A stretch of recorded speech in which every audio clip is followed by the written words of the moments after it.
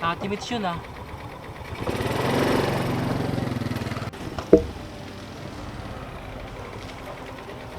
Ate Mitch! JR? Ate, pwede ba kitang makausap? Bakit? Tungkol sa anak mo.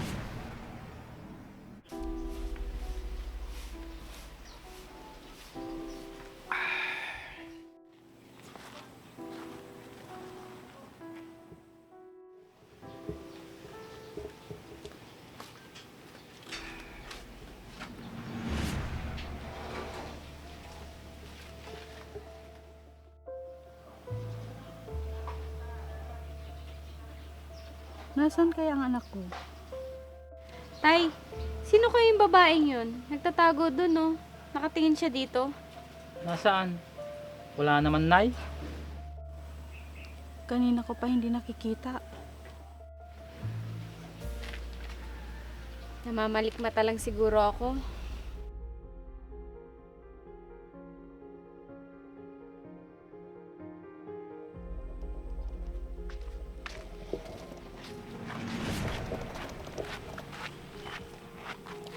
Sino kaya yun? Bakit pinagmamasdan niya sina nanay at tatay? Pamilyar yung mukha niya.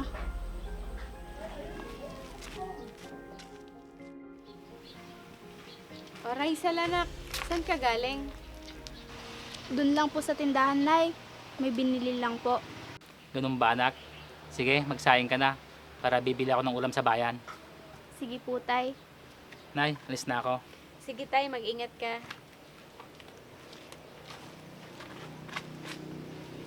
Nay, kanina po, may nakita akong babae doon.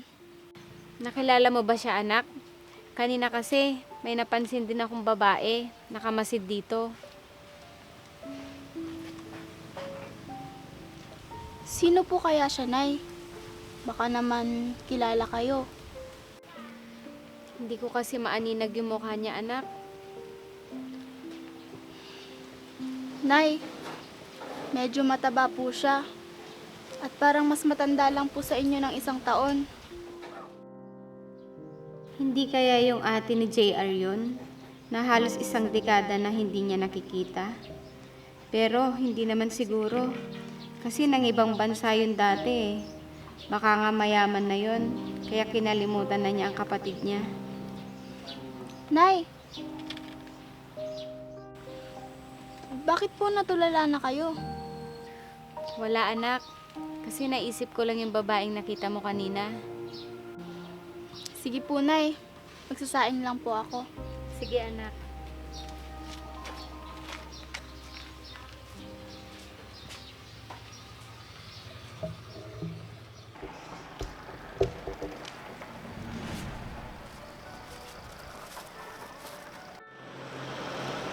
Ate Mitch, JR? kailan ka pa dumating, ate? Tagal mong hindi nagpakita ah. JR kasi, nagmamadali ako.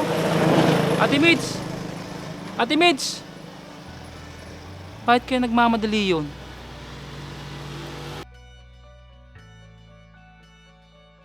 Hindi ko pa kayang harapin ang kapatid ko sa ngayon. Nahihiya ako dahil hindi ko natupad ang mga pangako ko sa kanila.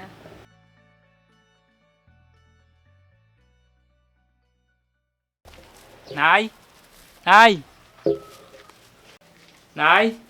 Kaya sila, anak? O, Tay, nandiyan ka na pala. Anong binili mo ulam? Minudo, tsaka pritong isda. Wow, ang sarap naman yan. Sandali lang, tawagin ko si Raisel na makakain na tayo. Sige.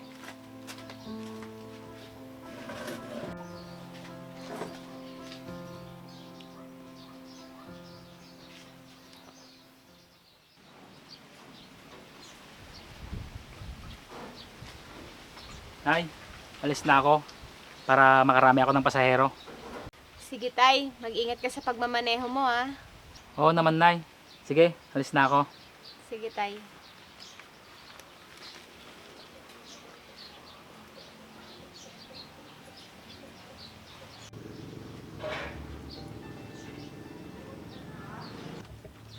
Nay,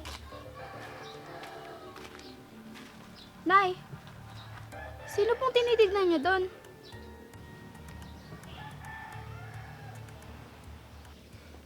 Nawala na.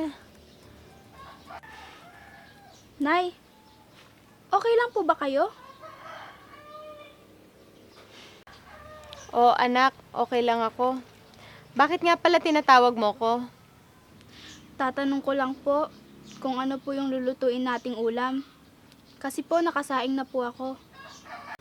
Baka yung tatay mo na lang bibili mamaya. Maaga pa naman. Sige po, Nay. Siya nga po pala, pupunta pa ako kila Abby. Ano ang gagawin mo doon? May kukunin lang po ako sa kanya, Nay, na hiniram niya sa akin kahapon. Sige anak, basta umuwi ka rin agad ha. Opo, Nay. Sige po, alis na po ako. Sige anak, mag-ingat ka.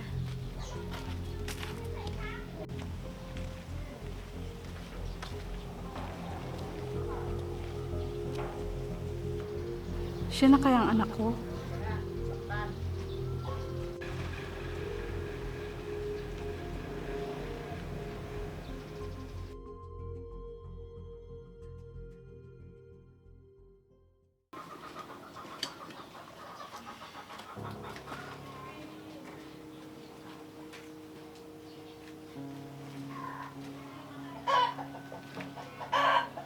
Ito yung babae na nakikita ko dun sa may labasan.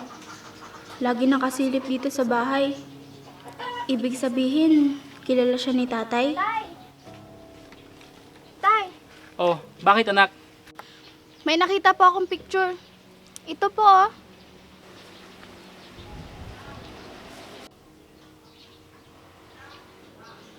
Tay, sino po siya?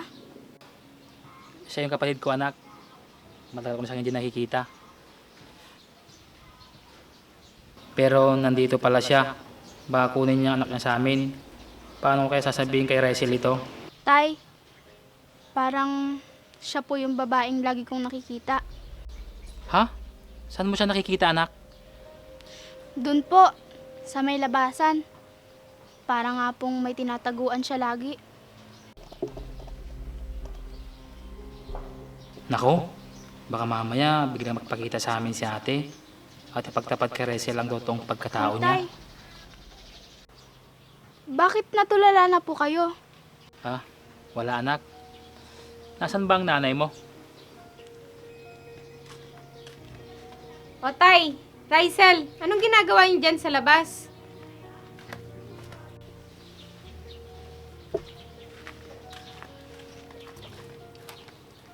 O tay, ano yung hawak mo? Patingin nga ako.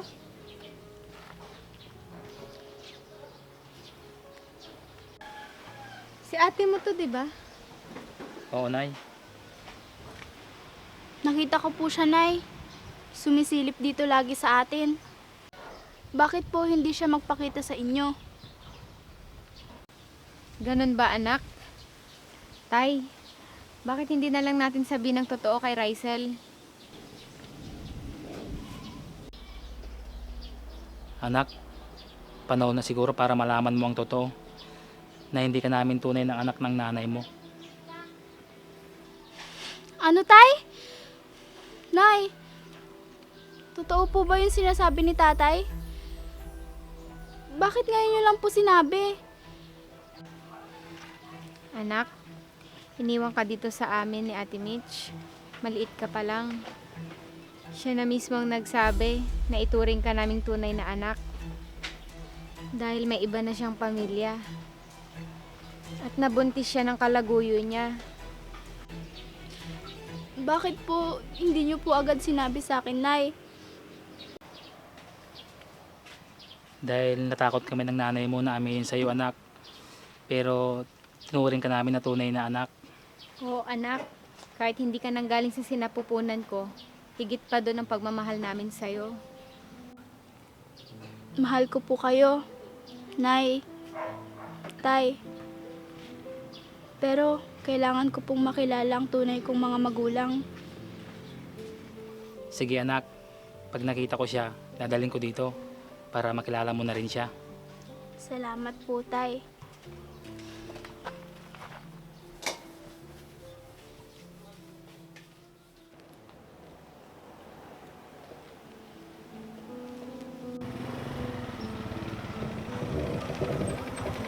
Ate Mitch yun ah.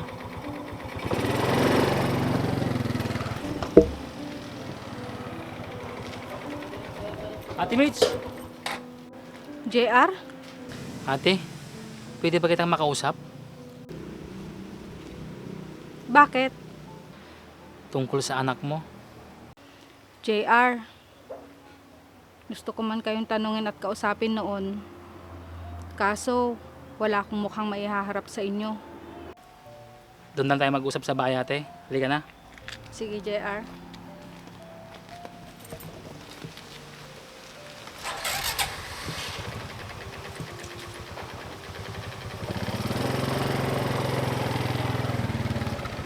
Anak, kumusta naman yung pag-aaral mo? Okay lang po, Nay.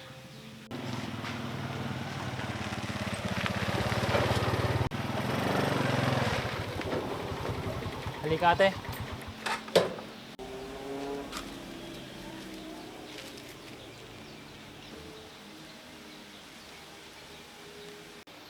Nay, Rysel, meron tayong bisita. Lapitan mo na yung nanay mo, anak. Anak? Ang tagal kong pinangarap na mayakap ka, anak. Nay, masaya po kung makilala kita. Ngayon nagkita na kayo ate. Pwede mo bang ikwento ang nangyari sa'yo?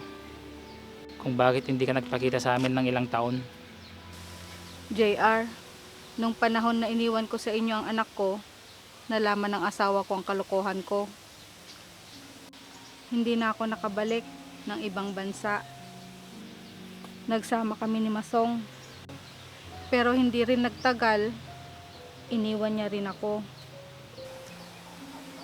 Bakit hindi ka bumalik dito sa amin ate? Nahihiya ako sa inyo. Kaya kung saan sana lang ako nakitira. Sa mga kaibigan ko at sa mga kakilala. Ilang taon din naging miserable ang buhay ko. Pinagbayaran ko lahat ng mga kasalanan na ginawa ko. Lalo na sa ginawa ko sa anak ko. Kaya ngayon, sana matanggap niyo pa rin ako. Kapatid mo ako, kami ang pamilya mo. At sana sa amin ka humingi ng tulong, hindi sa ibang tao. Kaya nga, Ate Mitch, mahirap man ang buhay namin, kahit papano, mairaraos naman natin. Maraming salamat sa inyo. Lalo na sa pag-aalaga niyo sa anak ko. Nay, dito ka na lang po tumira sa amin para magkakasama po tayo nila nanay at tatay. Oo nga ate, hindi na ako papayag na lumayo ka pa sa amin, lalo na sa anak mo. Maraming salamat sa inyo. May ayusin lang ako. Pagkatapos nun, magkakasama na tayo. Talaga po, Nay? Oo anak, magkakasama na tayo. Baka nagugutom na kayo, bibili ko muna kayo ng merienda. Sasamahan na kita, Nay. Maiwan muna namin kayo mag-ina dyan. Sige ate.